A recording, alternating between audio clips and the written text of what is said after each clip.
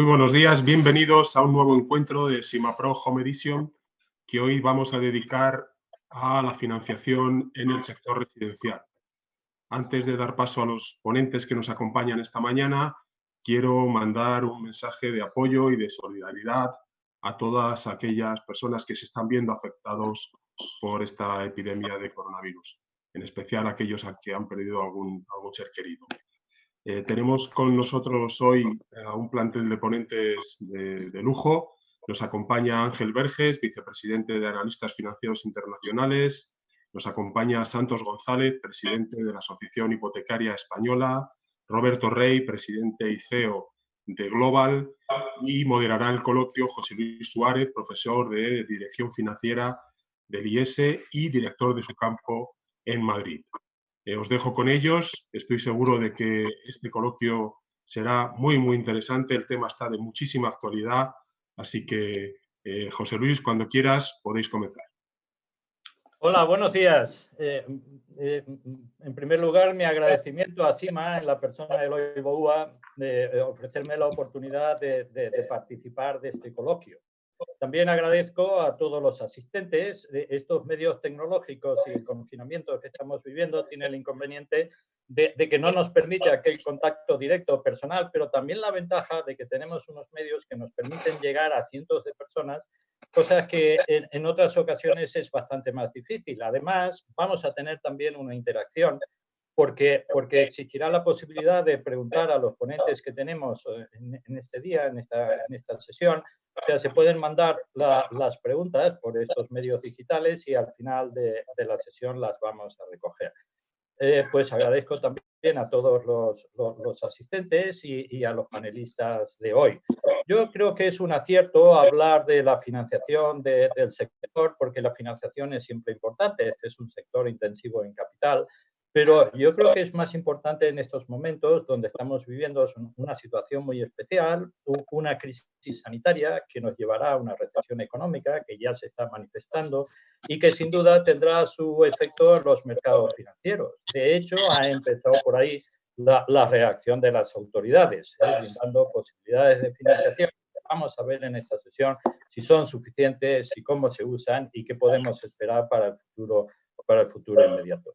Bueno, yo sin más paso al coloquio, a esta sesión, que como muy bien decía Eloy al principio, tenemos la suerte de contar con personas muy significadas del sector. Y yo empezaría, para comenzar, por el aspecto macro más general con Ángel Vergés, comentando y preguntándole sobre la situación macroeconómica.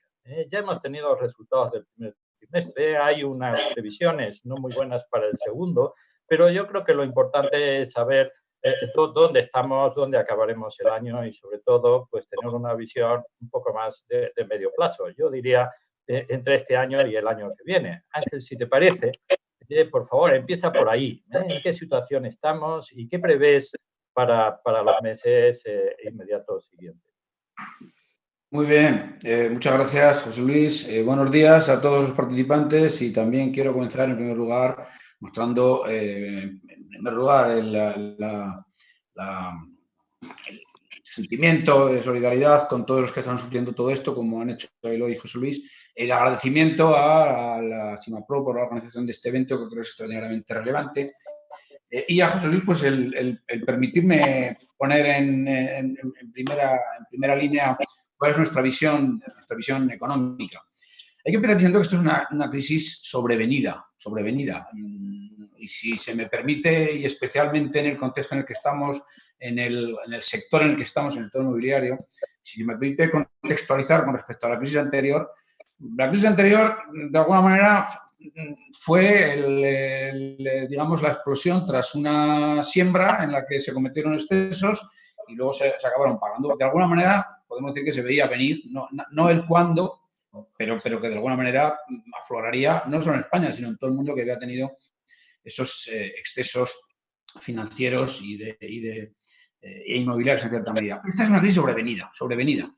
De hecho, el Banco Central Europeo, en diciembre, que elabora todos los años un mapa de riesgos para el año siguiente, y en ese mapa de riesgos incorpora la probabilidad de aparición de ciertos riesgos y el impacto potencial si ellos ocurren.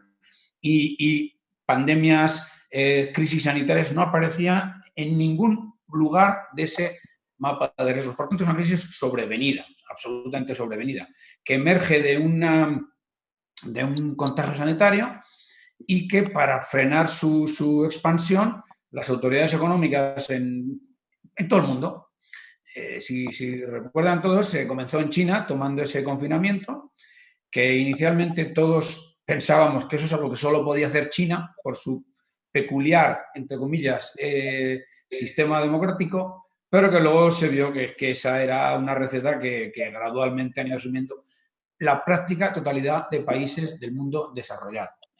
Y en estos momentos, pues la mitad de la población mundial, la mitad, o sea, gobiernos, países en los que reside la mitad de la población mundial están o han adoptado medidas de confinamiento, de frenazo económico brutal. Esto es algo nunca visto anteriormente en tiempo de paz, nunca visto, jamás. Por tanto, la estimación de los impactos que ello puede tener sobre la economía son algo absolutamente, bueno, nunca visto y carente de modelizaciones. ¿Cuál ha sido el enfoque a darle a la hora de modelizar esto? Que nosotros hemos hecho en AFI y en cierta medida es el que ha hecho también el Fondo Monetario, la OCDE, la Comisión Europea, es qué le ocurre a la economía cada día que estamos en esta situación de frenazo, teniendo en cuenta los frenos inducidos sobre ciertos sectores, que en algunos sectores pues el 100%, como en la hostelería, si no el 100%, pues el 90%, en viajes, el transporte aéreo, pues el 90 o 95%.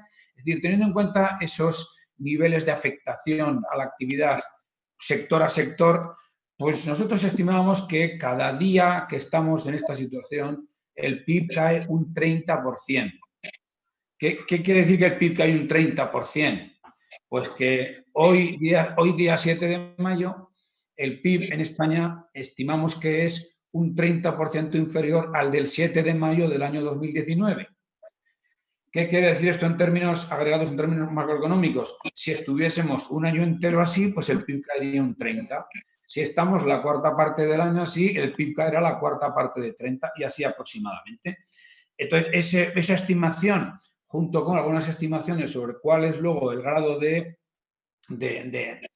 recuperación de una cierta normalidad que nunca será como la anterior, pues eso te lleva a hacer una extrapolación de esa caligrafía, ¿no? que utiliza una V, pero en la que el lado derecho de recuperación es mucho más lento que el de caída, te lleva a hacer ciertos supuestos, y es lo que nos lleva a estimar en AFI que con los datos actuales y con las, digamos, anticipaciones que se han puesto encima de la mesa respecto de ese ritmo gradual de salida, pues el PIB este año en España puede caer en torno al 9,5%.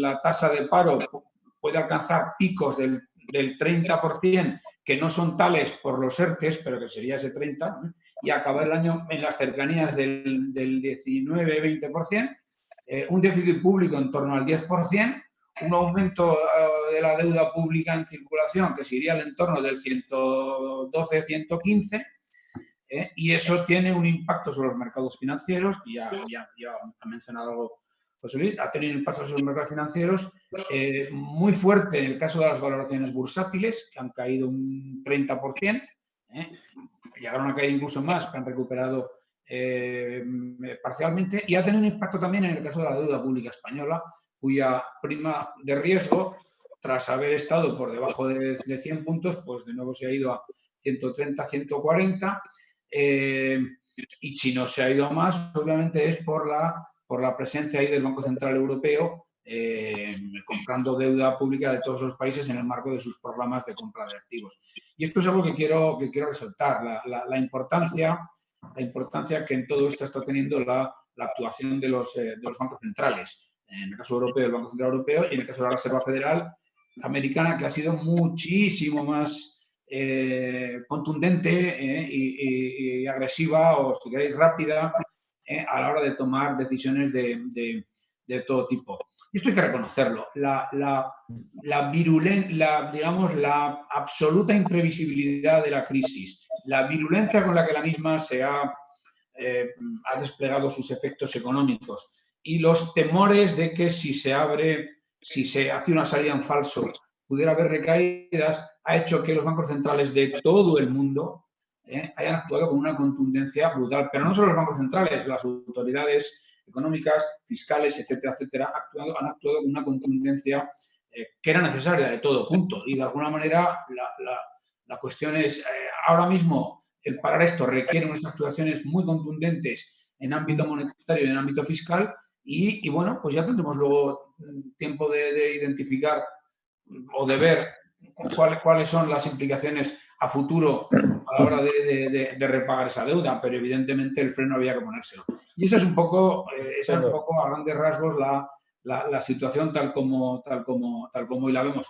Obviamente, y por no un minuto más, y por no dejarlo todo, por no dejar un sabor excesivamente amargo, ese tipo de planteamiento a la hora de estimar el impacto económico tiene luego un lado, si se quiere, no tan negro o mejor, y es que, contrariamente a la del 2008-2009, esta es una crisis con una profundidad ahora brutal, mucho más intensa, pero entendemos que de una duración menor. Y ahí es donde viene que las estimaciones, desde luego las nuestras, pero las del Fondo Monetario, son que el año que viene, aunque solo sea por efecto base, pero también por efecto superación o vuelta gradual a la normalidad, aunque solo sea una normalidad recortadas las alas, nunca mejor dicho, por lo del transporte aéreo. El año que viene hay un crecimiento importante que podemos cifrar en torno al 5-6%. ¿Qué quiere decir esto? Pues que el nivel de PIB del 2019 no lo recuperamos en el 21 y no se recupera hasta muy finales del 22 o incluso 23. Y eso es un poco el cuadro a grandes rasgos que a fecha de hoy, con lo que conocemos hoy, podemos estimar, pero por supuesto con un rango de error potencial enorme. Muy bien. Muchas gracias, Ángel. Ya se ve que estamos viviendo una situación muy especial. Como muy bien decías, esta es una crisis bastante más intensa que las que hemos vivido hasta aquí. Vamos, tanto que de manera inusual Bruselas está aconsejando al gobierno español aumentar el gasto para reactivar la economía. Yo creo que un aspecto importante que trataremos después es cuál es el impacto de esto para la actividad empresarial. Pero siguiendo con esta introducción de nuestros ponentes, yo preguntaría a Santos González, ¿cuál es el impacto de esto o cómo se está percibiendo el impacto de esta situación en la banca? Porque la financiación, que ese es el tema de la sesión, la financiación es mucho más amplia que la financiación bancaria, pero qué duda cabe de que en nuestro sector y sobre todo en nuestro país la financiación bancaria es crítica para el sector inmobiliario. Por eso la salud y la situación de la banca es muy relevante hoy. Pues en los últimos días, ayer, se completó la publicación de resultados de la banca y tenemos unos resultados, un ranking bastante curioso, inusual, con algunos bancos pequeños encaramados en los primeros puestos de beneficios del primer trimestre, ¿no? ¿Qué está pasando con la banca en estos momentos? ¿Cómo la vemos, sobre todo a la luz de estos resultados que se publicaron ahora mismo sobre el primer trimestre de este año? Por favor, Santos. Sí, buenos días y muchas gracias en primer lugar a Sima por darme la posibilidad de participar aquí. Por tanto, yo espero que esta sesión sea de interés para todos, ¿no? Bien, a la pregunta que José Luis me hace la verdad es que viene en un momento donde su valoración en sí misma es dificultosa porque no sabemos cómo la vamos a poder expandir a lo largo del año, ¿no? Yo creo que lo que vaya a ocurrir este año y los siguientes, tal y como nos acaba de decir Ángel Vergés, va a depender un poco de la profundidad de la crisis. Si la miramos desde un punto de vista razonablemente estático, y no lo podemos ver de otra manera, yo empezaría por lo bueno. Y empezaría por lo bueno diciendo que después de la profunda crisis que pasamos tenemos un sistema financiero particularmente solvente y tenemos un Banco Central Europeo que está especialmente obligado a mantener la liquidez en el sistema. Por tanto, yo creo que para toda la gente que nos esté escuchando, yo creo que esta combinación de solvencia en nuestro sistema financiero y que los principios de liquidez en el sistema no han de fallar, debemos mirar el futuro con una razonable tranquilidad dentro de que la dificultad es grande, como Ángel bien nos ha dicho. Si esto lo trasladamos a la pregunta concreta del sistema financiero, pues efectivamente yo creo que aquí hay una mezcla que tiene que ser vivir con una incertidumbre que nos haga efectivamente ser muy prudente. Y yo creo que en estos primeros datos en general lo que sí que se ha visto es que esa prudencia se ha trasladado a unos niveles de provisionamiento excepcionalmente altos. Yo creo que tratando de descontar lo que ya se supone que va a ser un año complicado. Por tanto, yo creo que hay dos cuestiones que al mismo tiempo, siendo un poco contrarias, nos deben dejar razonablemente tranquilos. Es probable que con la intensidad de la crisis las cuentas de resultados efectivamente presenten un aspecto nada bueno, pero eso sin menoscabo de que efectivamente la solvencia del sistema yo creo que está preparado para aguantar un embate fuerte de la crisis y por tanto que el respaldo a nuestra economía por parte del sistema financiero esté garantizada. Yo creo que esta parte es la más significativa, la que más trasciende. A mí me parece que es la que más hay que valorar. Otra cosa es la circunstancia puntual de la cuenta de este trimestre, ya veremos la del segundo trimestre, cómo se presenta en función de la actividad. Habrá que tener en cuenta que una parte muy importante también de la cuenta de resultados de las entidades se produce con la cartera que ya está contratada, ¿no? Por tanto, la cuenta será difícil, pero yo me gustaría más que hablar de una cuenta absolutamente incierta, porque el futuro no vamos a poder valorarlo, porque estamos ante un escenario absolutamente nuevo. Resaltar nuevamente que por encima de la cuenta de resultados, con unos niveles de provisionamiento muy altos, hay una banca solvente y una liquidez que en principio está garantizada. Muchas gracias, Santos. Pues si me permites, José Luis, sí, por favor. Por añadir algo a esta reflexión que acaba de hacer Santos, añadir algo, yo creo que hay que añadir algo, además, especialmente positivo, y es la extraordinaria prudencia que han mostrado todas las entidades bancarias españolas que han puesto resultados hasta la fecha del primer trimestre. Han dicho, como lo que viene puede ser complicado, yo me adelanto y pongo la venda delante de la herida. Y han hecho un nivel de provisiones brutal. Con lo cual, aquella crítica que se hizo en 2008-2010, que en España se tardó mucho en reconocer la crisis, en esta ocasión, desde luego, nadie la podrá decir, porque toda la banca ha hecho un esfuerzo de provisiones en el primer trimestre muchísimo mayor que el que la actual norma regulatoria y contable le exigiría. Qué bien. Yo que me quedo con estas dos primeras intervenciones, que es verdad que estamos en una situación de crisis desconocida, muy profunda, pero nos pilla más preparados, ¿no? De alguna manera está, creo que en el fondo de estas dos intervenciones, ¿no? Vamos a ver si somos capaces de dar pistas acerca de cómo prepararnos mejor dentro de esta situación y de cómo aprovecharlo, porque las recesiones también presentan oportunidades, ¿no? Pero bueno, yo ahora voy a Roberto, Roberto Rey, que es nuestro tercer ponente, y iría centrando el foco. Ahora, pues iría al sector de la promoción, a la promoción residencial. Roberto, y tú que tienes un feeling, una presencia en el mercado muy directa, te agradecería que empezaras por ahí, dándonos tu visión del sector promotor en estos meses ya metidos en el confinamiento y ahora al comienzo de un plan de transición. ¿Cómo ves el sector? Por favor. Estupendo, muy bien. Muchas gracias, José Luis. Muy buenos días a todos. Muchas gracias a Sima Pro por invitarme a participar. Y bueno, y lanzar evidentemente un mensaje de que espero que todos los que nos estén viendo y sus familiares se encuentren bien en estos momentos de salud, que es al final lo principal y fundamental. Respondiendo a esa pregunta, y además yo creo que las dos intervenciones anteriores pues, me permiten apoyarme muy bien para lo que quiero decir, ¿no? Yo creo que evidentemente estamos ahora en un momento que yo calificaría, y la palabra ya ha salido, de incertidumbre con letras mayúsculas, es decir, yo creo que visiones excesivamente pesimistas a veces, o comparando con crisis de la gran recesión o de la guerra civil o cosas de esta cuestión, lo que nos llevan es a imbuirnos de un pesimismo que creo que nada tiene que ver con la situación actual. Evidentemente tenemos una incertidumbre porque hay un impacto, antes lo decía muy bien Ángel, ¿no? que visto simplemente en cifras puede parecer de desastre total, pero la realidad es que estamos en un momento que es un impacto muy concentrado en el tiempo, con un factor exógeno absolutamente impredecible y que lleva a la situación que tenemos actualmente. Pero la salida de ello es lo que nos tiene en este punto de incertidumbre. La salida, ¿cuándo se va a producir? Si verdaderamente nos portamos bien, entre comillas, tomamos las medidas y somos capaces de no generar un nuevo rebrote de la situación, pues posiblemente vamos a salir de una manera, yo creo, bastante interesante y positiva, ¿no?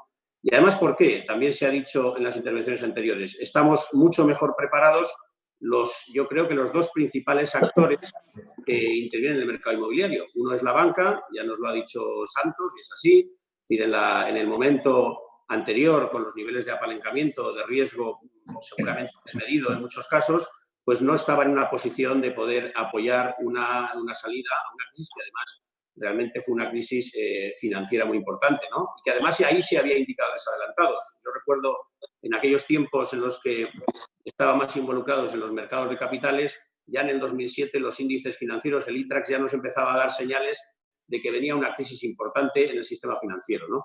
Eso hoy en día evidentemente no es así, los bancos se han preparado muy bien, los bancos tienen un nivel de solvencia y de generación de liquidez, de colaterales de liquidez para el Banco Central Europeo que permiten perfectamente financiar, dentro de la prudencia que tiene que haber de riesgo, financiar claramente no solo este momento actual, que lo están haciendo de una forma muy relevante, como estamos viendo con las intervenciones en el corto plazo y con el ICO, etcétera, sino también en lo que va a ser un poco la segunda fase. Porque hablando en concreto del sector promotor, que también está mucho más preparado que antes, es un sector además bastante resiliente, ha vivido una crisis muy profunda, que también ha hecho cambiar muchos parámetros, se ha profesionalizado mucho más, hay intervenientes, no solo porque haya grandes promotoras con respaldos importantes de otros accionistas con capacidades financieras relevantes, sino también porque los pequeños promotores que hay en todas las localidades casi de este país y que suponen más del 80% al final de la promoción inmobiliaria, también tienen un esquema de preparación y de solvencia más relevante que había en la anterior crisis, ¿no?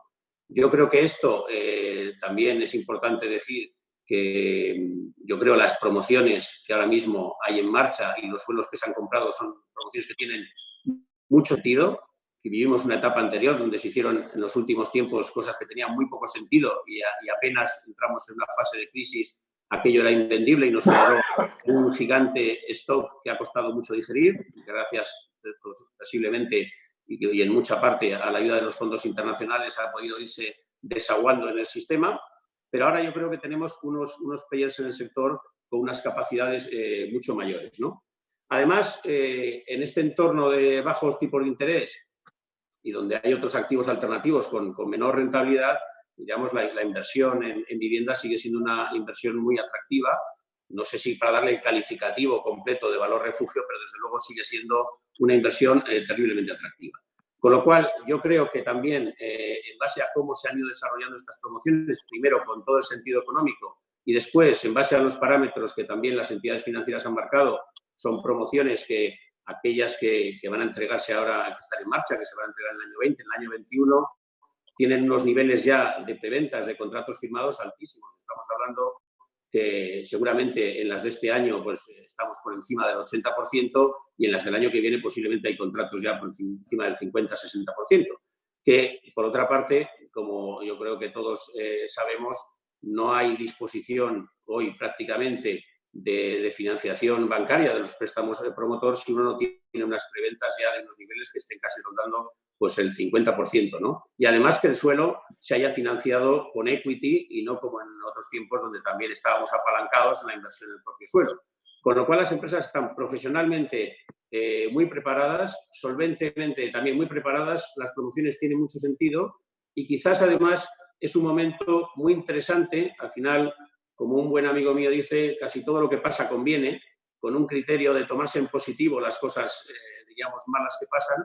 Y yo creo que en este momento, pues a lo mejor determinadas actuaciones de reforma en el sector que tienen que ver y que luego podemos entrar en más profundidad con la gestión del suelo y con algunos otros parámetros, pues quizás es el momento de avanzar, diríamos, con más fuerza, ¿no? Y ahí yo creo que para esas inversiones que haya que hacer posteriores a estas promociones que se entreguen en este año y el año que viene, quizás se le pueda encontrar mayor sentido y mayor rentabilidad, que, como digo, en función de cómo esté la política de suelo y sobre todo cómo esté también determinada política de licencias, etcétera, que también podemos hablar luego, también dan mayor agilidad, porque agilizar los plazos también agiliza las rentabilidades. Y no nos olvidemos, y yo creo que es importante decirlo, aunque posiblemente en esta audiencia todo el mundo lo tiene claro, que los promotores inmobiliarios no tienen ningún interés en que el precio de los suelos, etcétera, crezca de manera desmedida, sino todo lo contrario. Al final ellos necesitan materia prima de forma constante, y cuanto más asequible y más accesible sea la materia prima, más lógico para sacar la rentabilidad justa al riesgo que asumen en cada proyecto. Gracias, Roberto. Bueno, me gustó lo que decías, incertidumbre con mayúsculas, ¿no? Porque siempre tenemos incertidumbre, pero probablemente ahora sean mayores porque estamos en una situación absolutamente nueva. Bueno, hemos hablado del aspecto macro de la banca y de los promotores, pero a mi modo de ver, la salida de esta crisis y el bienestar del sector en el futuro dependerá mucho del consumidor, del cliente. Está bien tener un banco solvente, unas empresas más preparadas, pero yo creo que en el momento crítico es que tengamos el cliente, y un cliente suficientemente solvente para comprar, ¿no? Yo pediría ahora esto a los tres, en este orden o en otro cualquiera, que tenéis libertad para intervenir, pues que nos centremos un momento en el comprador, en el cliente, ¿no? Que en definitiva es decir cómo está el mercado que nos encontraremos, ¿no? Si quieres, Ángel, desde un punto de vista macro, ¿no? Esto algo dijiste del paro, pero a mí me gustaría también conocer tu opinión sobre la evolución de los salarios, sobre la confianza. Yo creo, Santos, tú nos puedes decir mucho del mercado hipotecario, ¿no? Realmente tendremos gente que lleguen a cumplir los estándares, los requisitos de la banca para obtener una hipoteca. El sector promotor y los gestores de cooperativas están muy preocupados por la subrogación. Bueno, y Roberto, también nos podrías decir qué está pasando en estos días con aquellas preventas o reservas que teníamos, ¿no? Realmente los clientes seguirán deseando comprar aquellas viviendas, seguirán confiando en los precios a los que se han comprometido, seguirán siendo capaces de cumplir y con ánimos de comprar. Ahí podríamos entrar también otro tema que sé que tú conoces muy bien, lo del alquiler, ¿no? Pero si os parece, con esos temas vamos por ese orden. Empezamos, desde el punto de vista macro. Ángel, por favor. Muy bien. Bueno, pues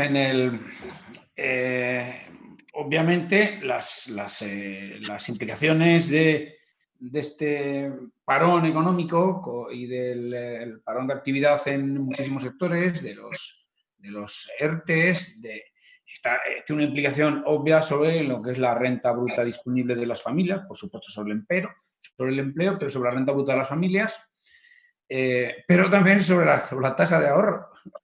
La tasa en este año, pero hay que distinguir lo que es el muy corto, el periodo de tiempo durante el cual estamos en el parón, en el confinamiento o post-confinamiento, con esa fase de la reescalada que llaman, de lo que ocurrirá ya cuando el tema está normalizado, pongamos el año que viene.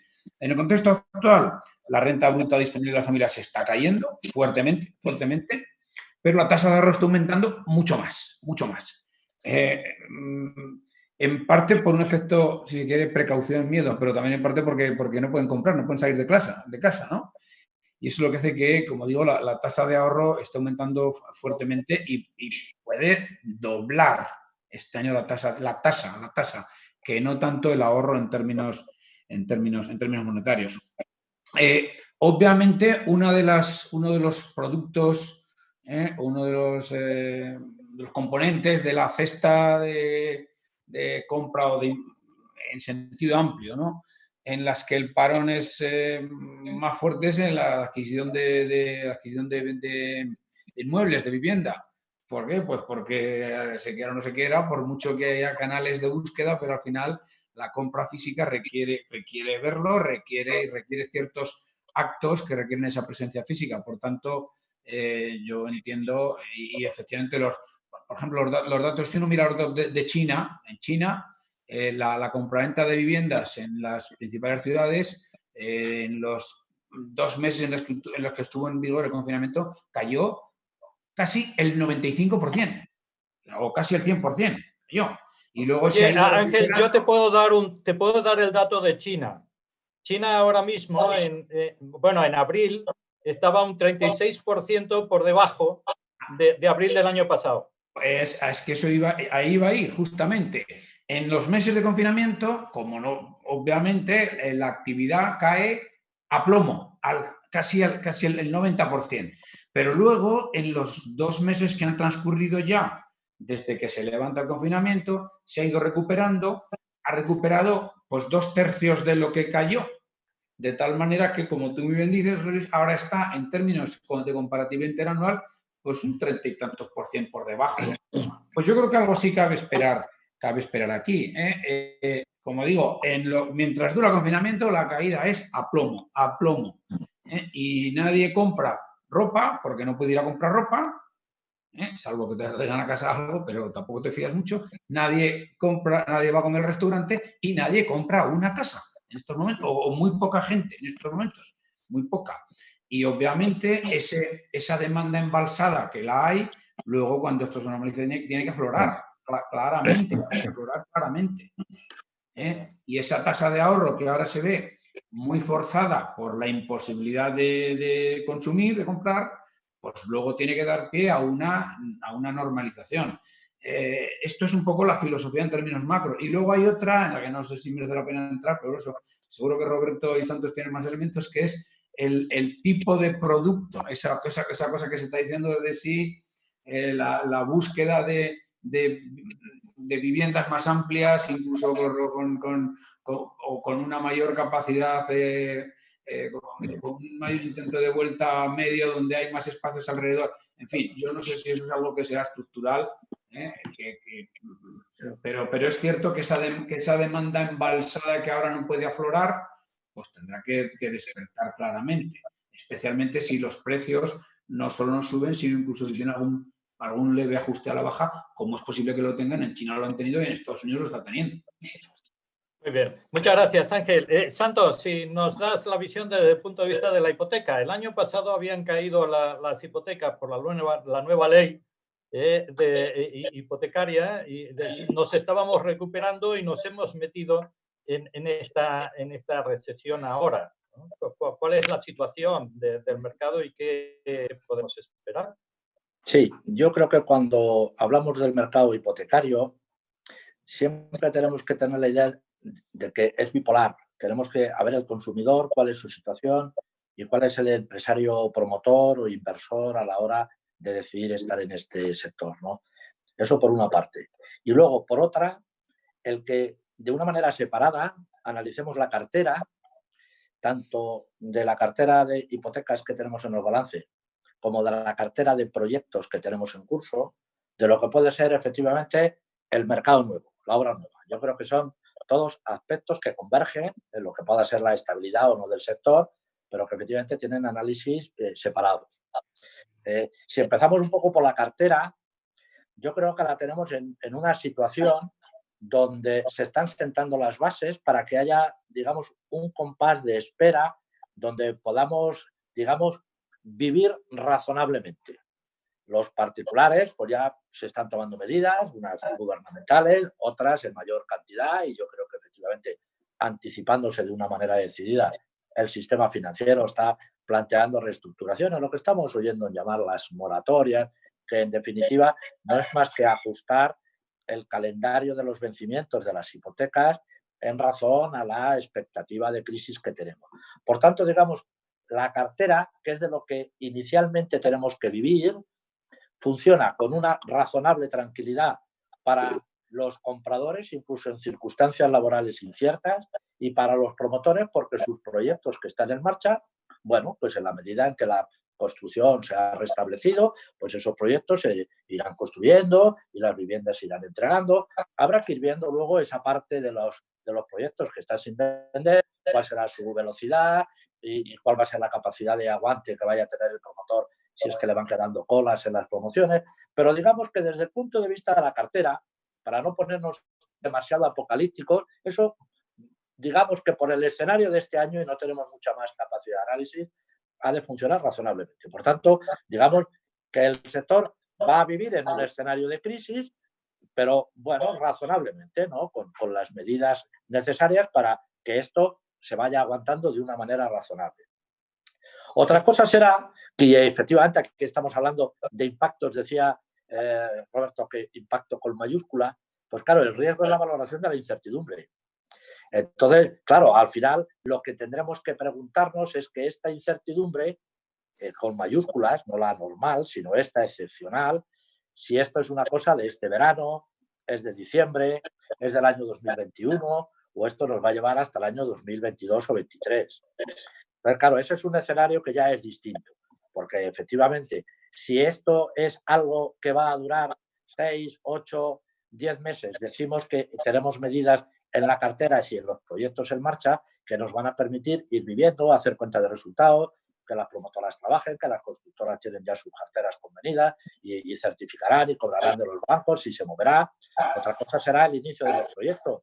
Claro, el inicio de los proyectos tiene que ver con que sepamos medir esta incertidumbre. Si esta incertidumbre lo que nos dice es que vamos a tener paros del 20%, cierres patronales importantes, pues efectivamente en ese descuento de la incertidumbre, pues el sector se verá afectado en las nuevas licencias. El propio promotor será el primero que seleccione su riesgo, porque es el primero y fundamentalmente que está más interesado en que los proyectos futuros los tendrá que ir midiendo en el corto plazo, en la capacidad que tengan para vender, en la capacidad efectivamente que tengan para desarrollar el proyecto con cierta normalidad, porque yo no creo que vaya a ocurrir que las entidades financieras, en la parte que corresponde a su financiación del sector, vayan a endurecer.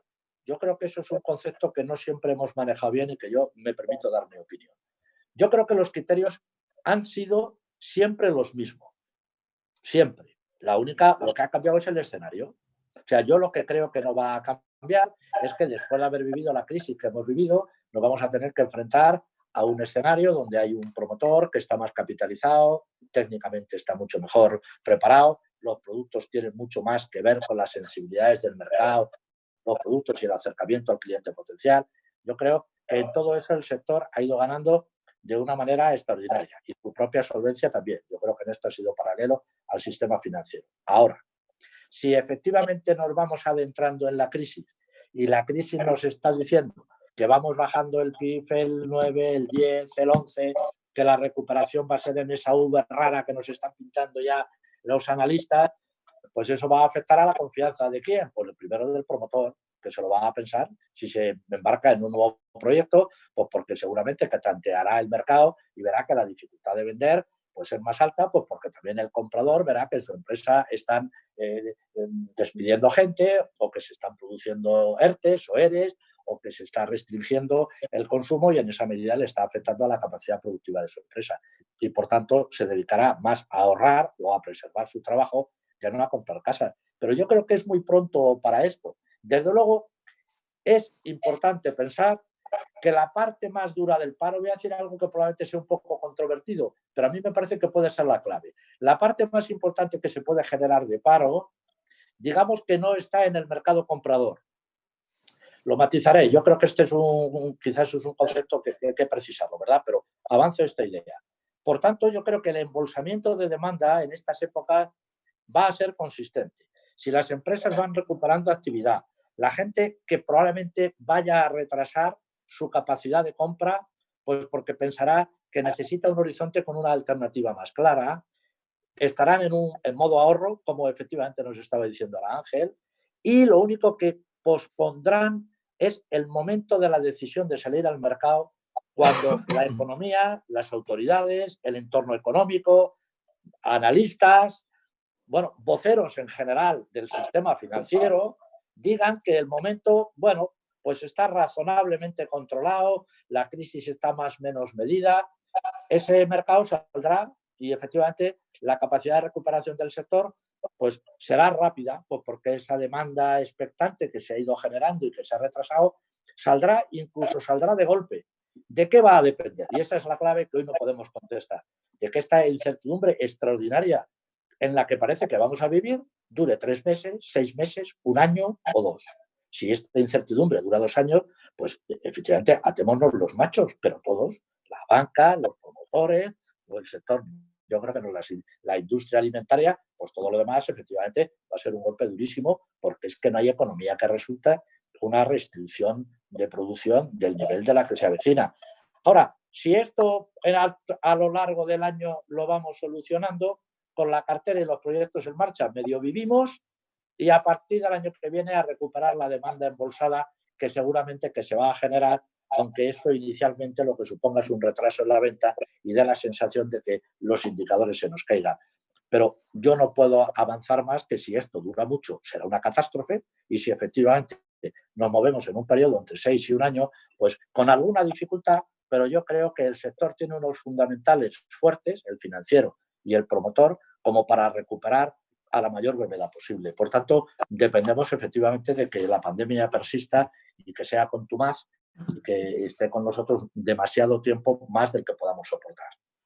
Qué bien, Santos. Hay algunos rasgos de optimismo en lo que decías, ¿no? Yo creo que esto es muy bueno, sobre todo que tenemos que ver cómo salimos y sobre todo cómo serán los meses inmediatamente siguientes, ¿no? Pero yo creo que aquí la visión de Roberto, que tiene que ver con el mercado propiamente dicho, ¿no? La visión más cercana del mercado, me gustaría saber tu visión, conocer tu visión, Roberto, sobre cómo está el cliente ahora. Bueno, en su mayor parte confinado, ¿no? Pero ¿qué se está previendo, ¿no? Aquellas tendencias, una de las cosas que he oído en estos días, que todos hemos oído y leído mucho sobre crisis, es que las crisis normalmente no generan tendencias nuevas, sino que aceleran tendencias que ya existen, ¿no? O sea que quizás esto nos pueda ayudar en un ejercicio de previsión sobre el futuro inmediato que nos espera. ¿Cuál es tu visión sobre esto, Roberto?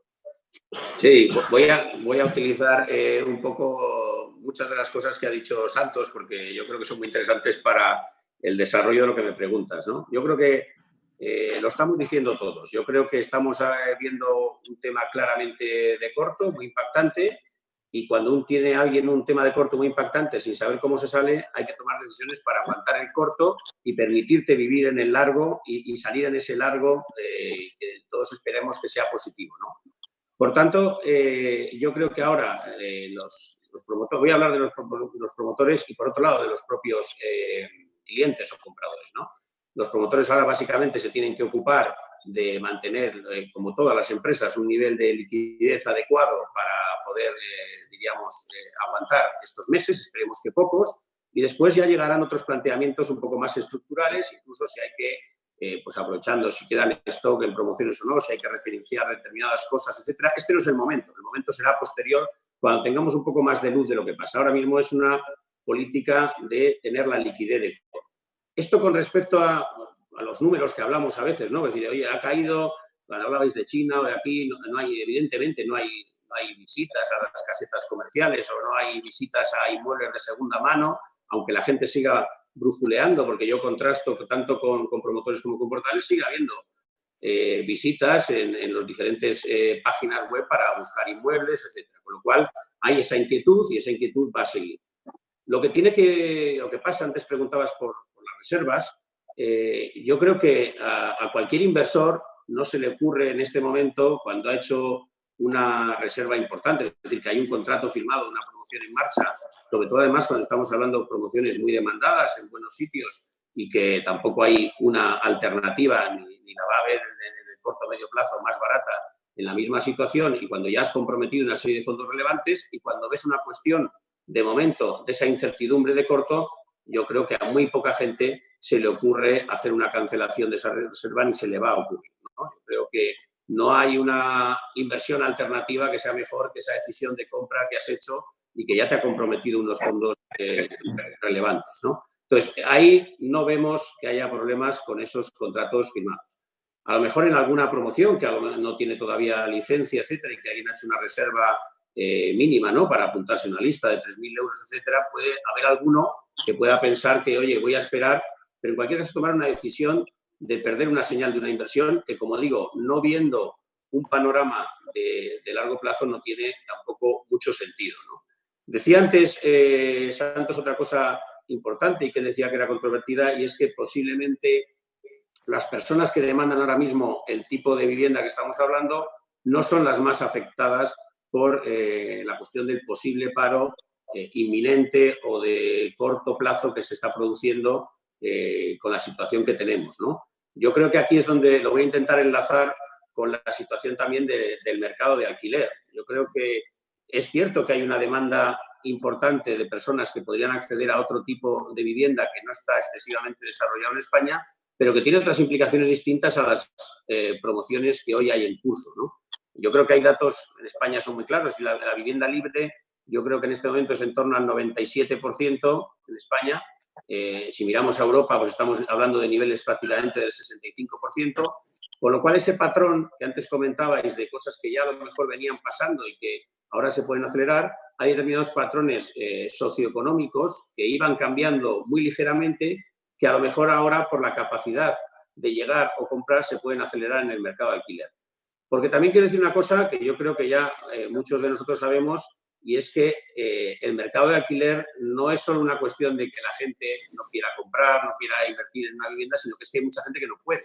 Y, por tanto, hay que darle una alternativa distinta, ¿no? Ahí, es decir, la vivienda protegida, pues evidentemente cayó en cierto, diríamos, animadversión durante un tiempo, y ya la vivienda social hay una necesidad importantísima, ¿no? Y yo creo que sí que viene una época claramente de más vivienda para alquiler y además basada también de una forma importante en ahorro institucional, sobre todo también en algunas clases de vivienda y en el público o esa colaboración público-privada para la vivienda social. Yo creo que ahora mismo básicamente del parque de alquiler más del 95% está en manos privadas. No quiere decir que no sea profesionalizado, porque a veces hablamos de que hay que profesionalizar más el sector del alquiler. Hay una parte de privados que gestionan su parque de viviendas de alquiler de una manera muy profesional, ¿no? Pero sí va a haber una intervención de grandes grupos operadores que hasta ahora, diríamos, hemos tenido más ruido mediático que realidad. Hasta hablamos mucho de Build to Rent y todo esto, pero la realidad es que luego lo plasmas en transacciones y tampoco hay tantas. Pero quizás este periodo sí que va a agilizar un poco más toda esta parte del Build to Rent, ¿no? Lo uno también a una cosa que decía antes Ángel con respecto a las tasas de esfuerzo, ¿no? Yo creo que sí es importante ver si las tasas de esfuerzo se perjudican mucho con esta situación económica. Si realmente esto se alarga, tenemos un problema de paro importante y afecta a la renta bruta disponible ya de una manera estructural, entonces, diríamos, las tasas de esfuerzo podrían volver a los niveles que vivimos en el pasado, al principio de la anterior crisis. Pero hoy estamos todavía, yo creo, bastante lejos en compra. Si en aquellos tiempos estábamos en 9 veces renta bruta disponible, hoy estamos prácticamente en 7,5. Todavía tenemos, diríamos, cierto colchón. Y en la parte de alquiler también estamos claramente por debajo de los máximos que hemos visto hace unos años, ¿no? Pero aquí yo creo que sí que la intervención y casi un gran, podríamos decir, pacto de Estado, ahora que se habla tanto de pactos, para tener un plan de vivienda con miras a largo plazo, que es lo que políticamente pues no está ahora como muy de moda, ¿no? Sino que miramos muy al corto, pero si se mirase a largo plazo con políticas de viviendas a 10 o 15 años, seguramente podríamos entrar en una dinámica mucho más beneficiosa para que esas personas que ahora ya estaban, pero que ahora pueden entrar en mayores problemas, puedan tener acceso bien a la vivienda social, bien a la vivienda protegida. Y ahí yo creo que hay un trabajo importante donde la colaboración público-privada, que antes también yo creo que se ha comentado, tiene bastante que decir. Evidentemente, cuando los intervinientes en este sector, que tienen mucha relevancia, que son las administraciones públicas, sobre todo en todo el tema de suelo, tengan, diríamos, se desprendan de ideologías políticas y tampoco tengan como parámetro fundamental el económico, ¿no? Porque al final, diríamos, en las decisiones hay parámetros desde el punto de vista de comunidades autónomas, ayuntamientos, sobre todo con el desarrollo de suelo, parámetros que pueden ser sociales, que no digo ideológicos, sino sociales y económicos. Si tienen un carácter social, pues se puede desarrollar más suelo y, por tanto, ahí se puede abaratar y hay personas que pueden acceder a un mercado distinto. En el mercado libre, yo creo que antes habéis hablado también de otro concepto que es la reposición, que también afecta de manera positiva a la vivienda usada. No sé si, como decía Ángel y como está diciéndose también mucho, va a venir un cambio de parámetro, de tipología de viviendas que tengan otras características. Yo creo que algo, desde luego, sí. Y ahí el papel de la vivienda nueva tiene bastante que decir, que ayudará en materia de reposición a que la vivienda usada también tenga cierto dinamismo. Con lo cual yo creo que se dan una serie de circunstancias para que, fruto de todo esto, si no entramos en una crisis estructural, como digo, que está en el terreno de la incertidumbre en este momento y que todos esperamos no ver, hay muchas cosas que pueden cambiar para beneficiar en general al sector de la vivienda. Muy bien. Bueno, una de las cosas que estamos viendo ahora, Roberto, hacías referencias a las colaboraciones público-privadas. Venimos hablando de ellas desde hace mucho tiempo y al fin ahora se está poniendo suelo público a disposición de los privados, ¿no? Hay un proyecto, vamos, ya se ha lanzado del Ayuntamiento de Madrid, a ver si de verdad comenzamos ahora y bajamos, caen aquellas barreras de desconfianza del sector privado hacia el público y del público hacia el privado. Y podemos tener aquellas colaboraciones que tanto necesitamos, sobre todo en materia de vivienda social.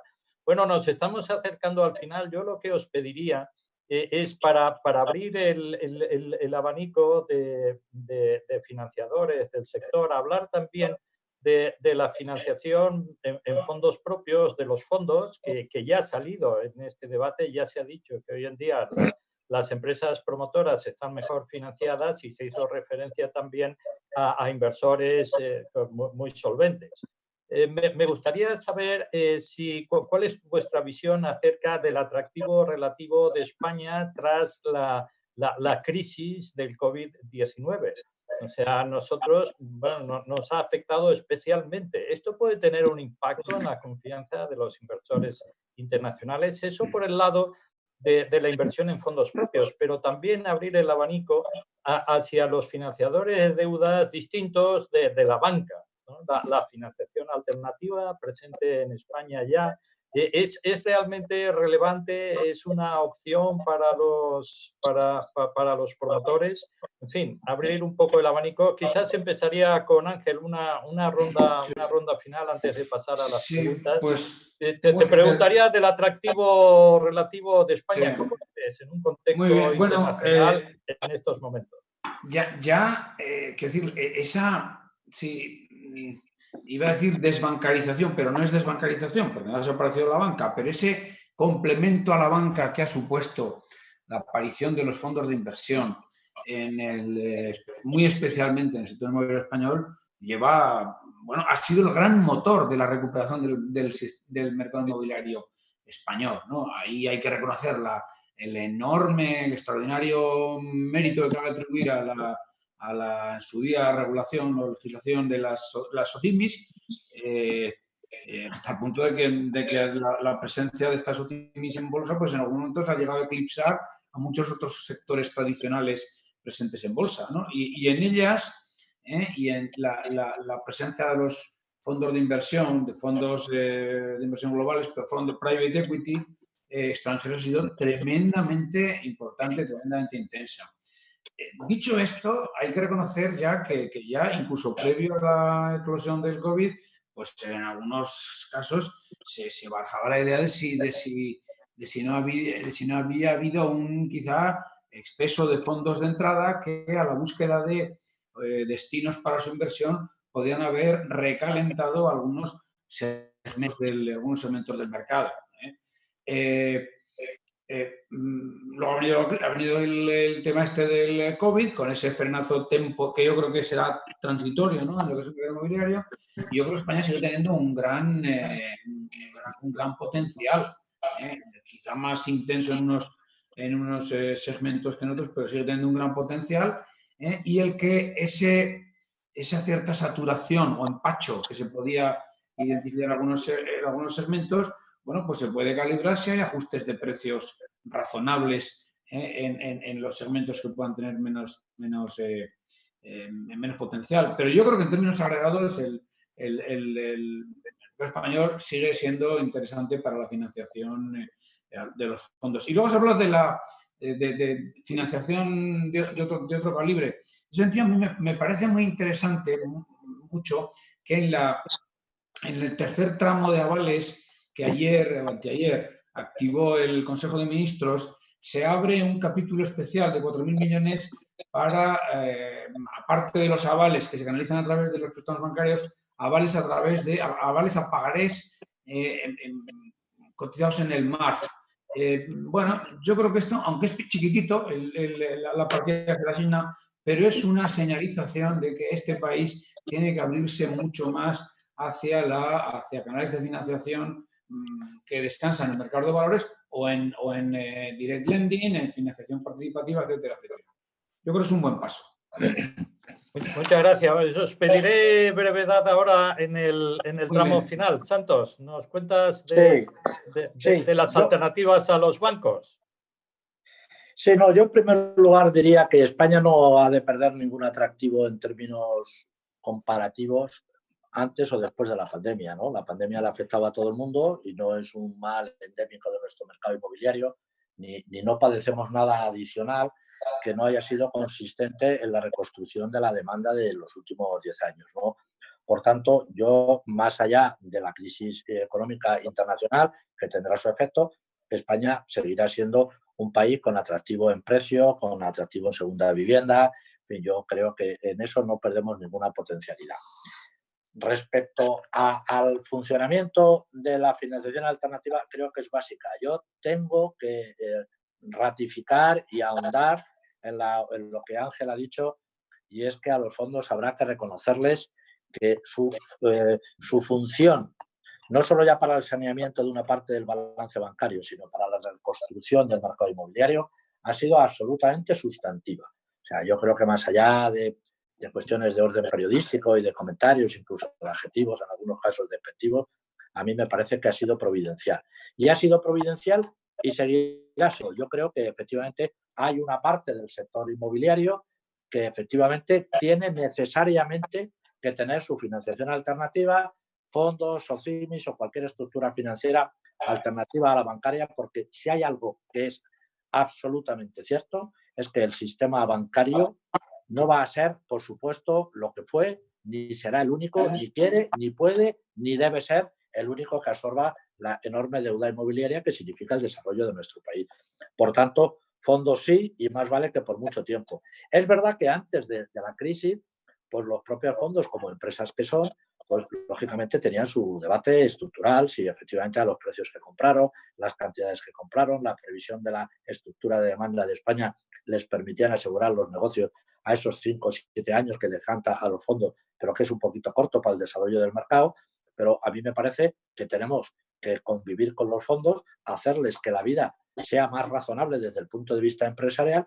Y en ese punto yo quería dejar aquí el alegato de que pase lo que pase en relación a la crisis con el sector, lo que siempre será un enorme déficit, y a mí me parece que sería el principal aporte de esto que se está hablando de la colaboración público-privada. No habrá mejor colaboración pública, incluso más que el suelo, y es que nos den seguridad jurídica. Yo creo que el que haya una tramitación eficiente y segura en los procesos inmobiliarios, en la contratación hipotecaria, esa es la principal colaboración pública que se puede hacer a un sector que es básico para la economía. Gracias. Roberto, por favor, perdona que insista en la brevedad. Pues nada, tremendamente breve y casi en formato de titulares, porque las cosas se han dicho y las voy a repetir.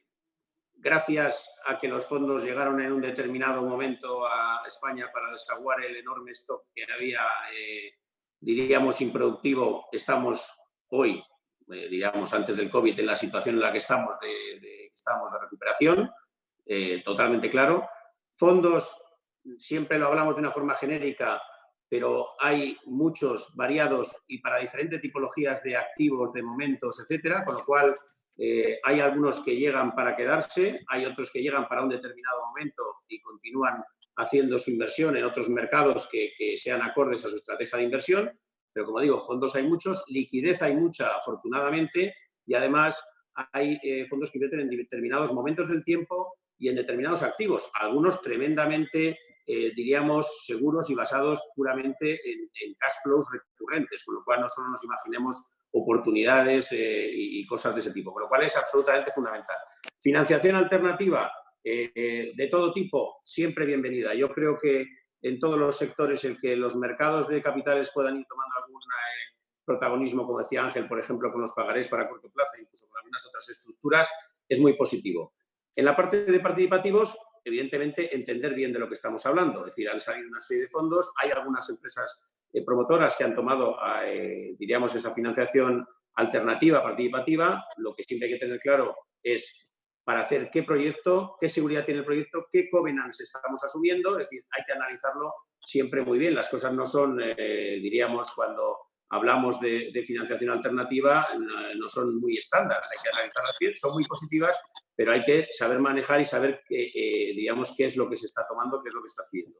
Y por terminar, y desde luego, en las palabras últimas de Santos, seguridad jurídica es fundamental y sobre todo para cualquier inversor, pero para un inversor internacional, desde luego tiene que haber seguridad jurídica y yo desde aquí lanzo un mensaje diríamos, a toda nuestra clase política para que no se lancen mensajes controvertidos y que den lugar a dudas sobre cuestiones que son básicas en cualquier economía, sin entrar en ningún tipo de color, pero que son básicas y que ponerlas en cuestión o hacer dudar a los agentes del mercado es, de alguna manera, destrozar el país para la inversión.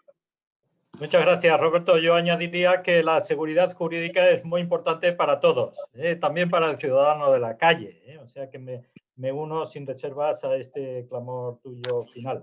Bien, llegado el momento, yo devuelvo la palabra a Eloy Boua para que nos cuente de las preguntas que hemos ido recibiendo durante esta sesión. Hola, de nuevo, muy buenos días. Muchas gracias, José Luis. Pues tengo una pregunta para cada uno de los panelistas. Si os parece, las planteo y las vais respondiendo. Para Ángel, ¿qué efectos puede tener un exceso, esta enorme liquidez que se está aportando desde los bancos centrales a la economía? Entiendo que efectos perniciosos, ¿no? Más allá de los positivos que ya hemos comentado. Y si el aumento de deuda pública puede tener un efecto de detraimiento de recursos para financiar la economía real. Una primera pregunta. Para Santos González, ¿seguirán los bancos interesados en conceder hipotecas? Una pregunta muy directa. Y para Roberto Rey, el posible ajuste de los valores de tasación con respecto en un proyecto de obra nueva con respecto a esos valores que se fijaron al inicio del proyecto puede tener un impacto en los loan to value y cómo eso puede afectar a la subrogación hipotecaria. Son tres preguntas que van dirigidas a cada uno de vosotros tres. Si quieres, Ángel, empiezas tú. Muy bien. Muy bien. Bien, este tema del aumento de la liquidez y la contundencia y casi de forma inagotable los bancos centrales están suministrando liquidez es algo recurrente que viene desde hace varios años y es lo que en Alemania, por ejemplo, causa permanentemente una cierta urticaria, si me permite el populismo. ¿Qué es lo que está ocurriendo? Pues que eso se esteriliza en la medida en que la sociedad, la velocidad de circulación del dinero disminuye, la sociedad aumenta las tasas de ahorro y desde luego llevamos 5 años con tipo de interés cero y con el balance del Banco Central habiéndose duplicado y al revés, no consigue que la inflación aumente. Es decir, el gran problema que tiene el Banco Central es que no consigue acercar la inflación a ese 2% que se marca como objetivo. Por tanto, no parece que ese aumento de liquidez esté generando, digamos, tensiones inflacionistas ni mucho menos, ni mucho menos. El único problema es que luego, si hay que dar marcha atrás, pues no encuentran el momento en ir retirando eso sin provocar fuertes destrozos en los mercados. Y en cuanto a la deuda pública, bueno, sí, es cierto vamos a ver, si hay deuda pública que está aumentando es porque estamos teniendo que financiar actuaciones del sector público para frenar una actividad privada que la hemos frenado por necesidades de esta pandemia. Y evidentemente esa financiación pública le quitaría capacidad a la financiación privada, insisto, si no hubiera esa predisposición que hay de los bancos centrales urbi et orbi, o sea, en todo el mundo, para suministrar esa liquidez sin que se cierren las fuentes de financiación.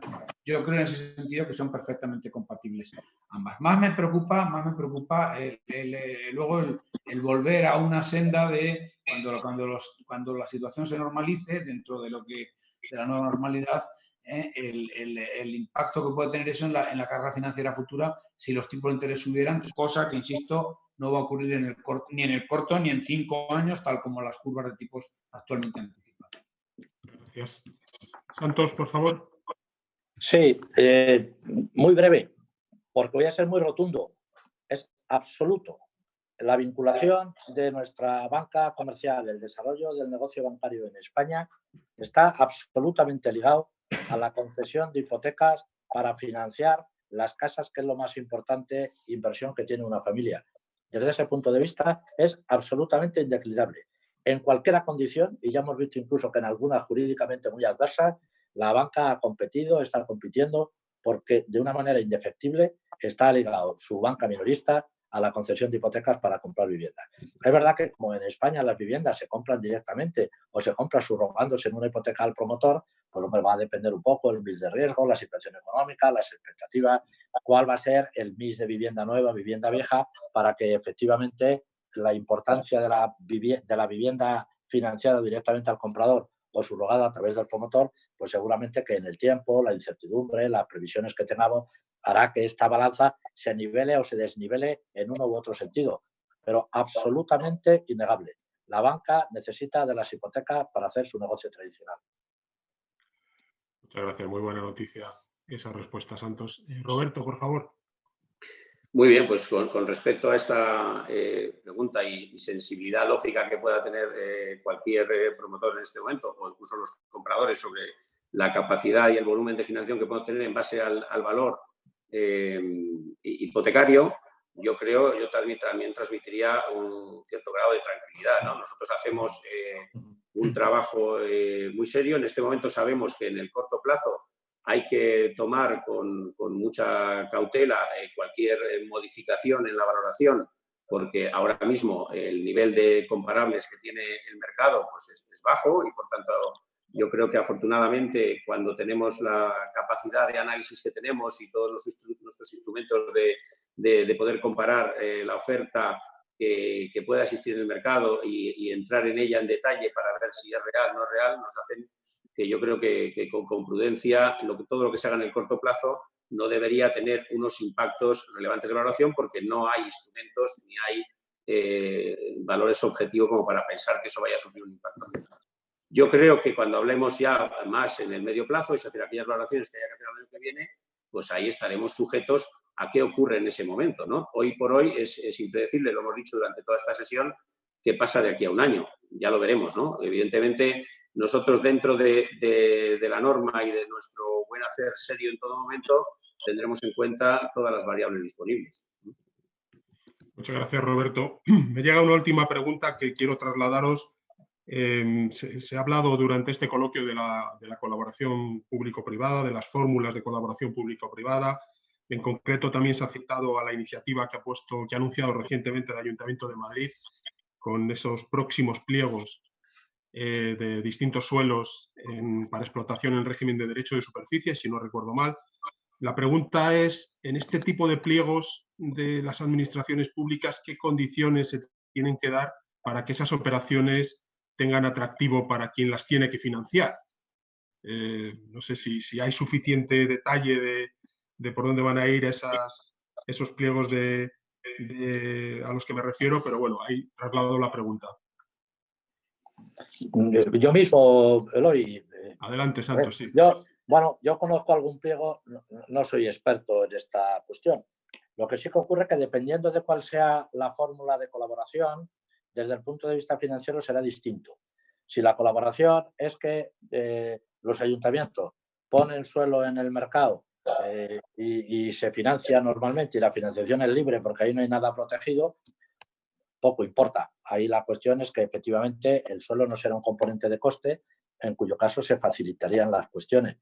Otra cosa distinta que habrá que darle alguna vuelta es cuando, en función de si esos suelos son demaniales o tienen alguna cautela y reserva con respecto a los poderes públicos, se está limitando la transmisión. Si ya estamos hablando de que no es el suelo, que es el derecho de superficie, pues un derecho de superficie no es lo mismo que la plena titularidad y el pleno dominio de la finca que se tiene que hipotecar. Por tanto, efectivamente, en la medida en que la transmisión del suelo al promotor para hacer esa colaboración sea, digamos, limpia desde el punto de vista registral, pues no habrá ningún problema, más allá que la propia solvencia del proyecto y de sus intervinientes. Pero si efectivamente el suelo adolece del pleno dominio de la finca como hipotecante, pues entonces habrá que ver exactamente qué debilidad tiene, porque en la medida en que en el registro hay alguna debilidad a la hora de hipotecar o en tanto a la titularidad del suelo, pues pudiéramos tener algún problema de hipotecar. Pero habrá que ver en cada caso, ¿verdad?, cuáles son las circunstancias de ese suelo. Muy bien, muchas gracias. Pues esto es todo. No sé, José Luis, si tú quieres añadir alguna conclusión. Sí, vamos, muy rápido. Yo creo que hemos empezado hablando de la incertidumbre, de la incertidumbre que ahora tenemos, hemos dicho con mayúsculas, porque estamos en una situación muy buena y la recesión en la que nos ha metido, y que la salida dependerá de la salida económica, dependerá de lo que pase con la crisis sanitaria. Bien, todo esto lo sabemos, lo sabíamos ya.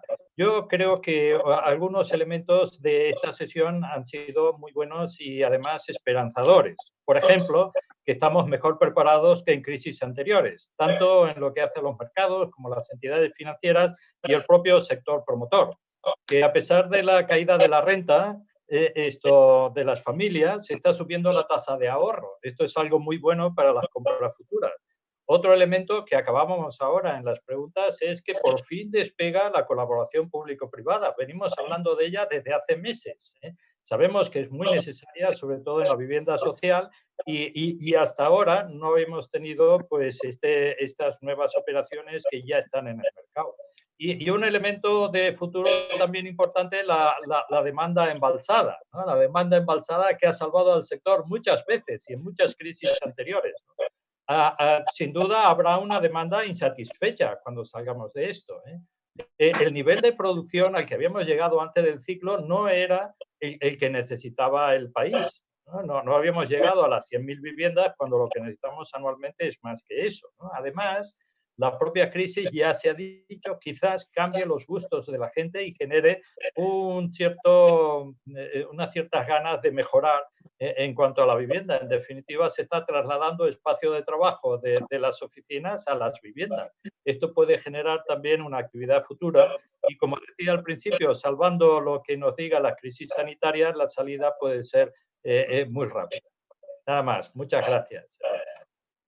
Muchas gracias, José Luis. Muchas gracias, Santos González, presidente de la Asociación Hipotecaria Española, Roberto Rey, presidente y CEO de Global, Ángel Vergés, vicepresidente de Analistas Financieros Internacionales, y también, insisto, repito, muchas gracias, José Luis Suárez, profesor de Dirección Financiera y director del campus del IES en Madrid, por vuestra participación en este coloquio de SIMAPRO Home Edition. Gracias también al equipo de Planner que prepara cada semana estos encuentros, y nada, os esperamos a todos los espectadores la próxima semana en un nuevo ciclo de encuentros de los que os informaremos próximamente. Gracias por vuestra fidelidad y nos vemos en SIMAPRO Home Edition. Buenos días a todos.